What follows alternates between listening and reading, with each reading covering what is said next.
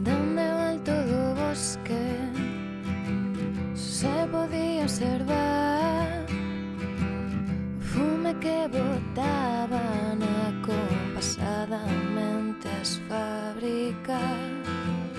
E Martina se preguntaba onde ian a parar os soños da xente que habitaban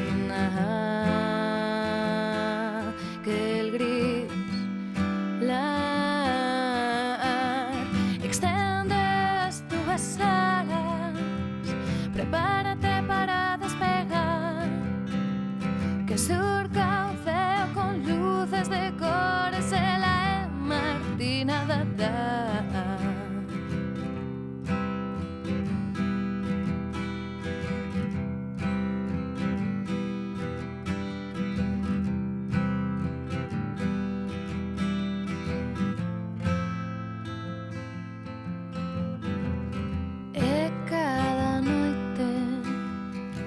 Saía a sementar a maxia que no seu vello baúl guardaba.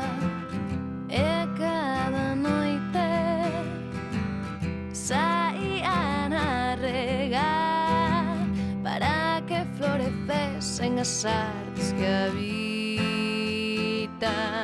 en todas. Extende as túas alas, prepárate para despegar, que surca o ceo con luces de cores. Ela é Martina Dadá.